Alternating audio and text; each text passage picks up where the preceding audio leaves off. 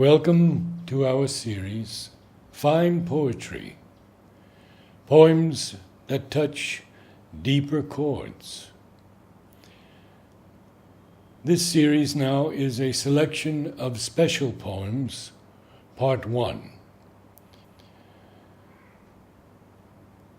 Do Not Stand at My Grave and Weep, by Mary Elizabeth Fry. Do not stand at my grave and weep. I am not there. I do not sleep. I am 1,000 winds that blow. I am the diamond glints on snow. I am the sun on ripened grain. I am the gentle autumn rain. When you awaken in the morning's hush, I am the swift, uplifting rush of quiet birds in circling flight. I am the soft starshine at night. Do not stand at my grave and cry. I am not there. I did not die. And this is a comment by Michael Birch.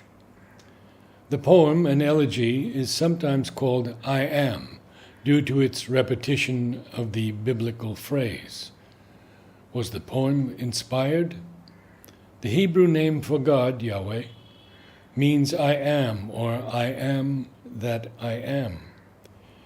And there does seem to be something magical about the poem, as it was written by a woman who, to our knowledge, had never written a poem before. Mary Elizabeth Fry was an orphan with no formal education.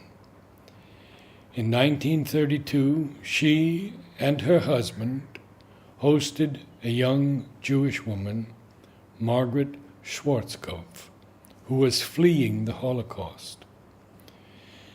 When she received news that her mother had died in Germany, the heartbroken house guest told Fry in despair that she never had the chance to, quote, stand by my mother's grave and shed a tear.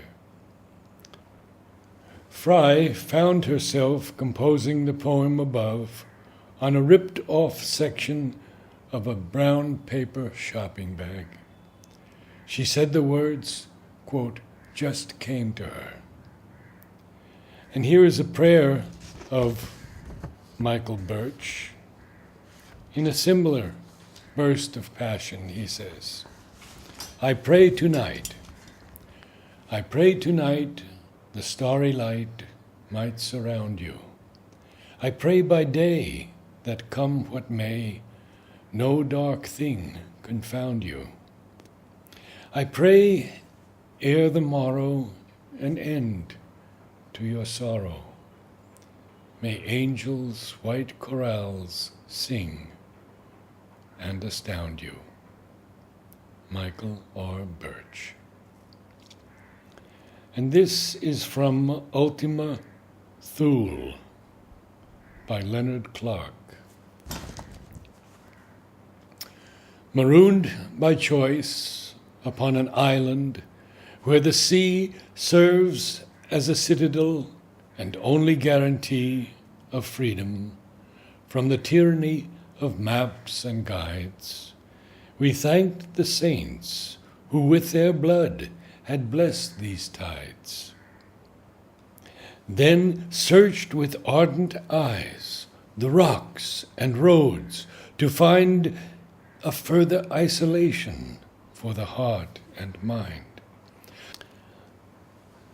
Some place so full of peace that we could cast away the last remaining doubts and fear allay. And when the unfettered sun had banished rain and cloud, we saw between the hills a single field, new plowed, and there a continent of calm at our command. Discarded self, the sea, and all that heaving land.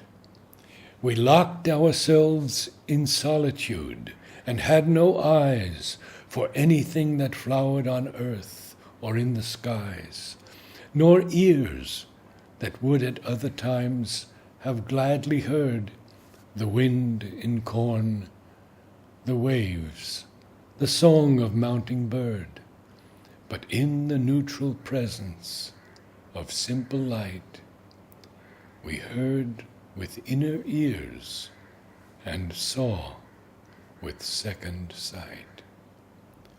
Leonard Clark.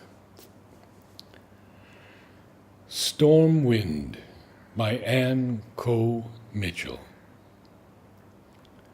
Over my head the night wind rushes by, a sound of surf among the straining trees, and something in me beats its wings to fly, and something deeper falls upon its knees. Rocking and surging, wild with unseen life, the pines are tugging in the rushing air, and something in me feels the urge of strife, and something deeper feels a call to prayer. Black sound of many waters overhead that seems to surge relentless, wholly blind, and panic wakes and stirs within my blood. Yet at its core an anchored peace I find, driving so wild across an inky sky. The wind is raging with black terror shod. It sends my fears like embers trailing by, but blows my soul a leaping flame toward God. Anne Coe Mitchell.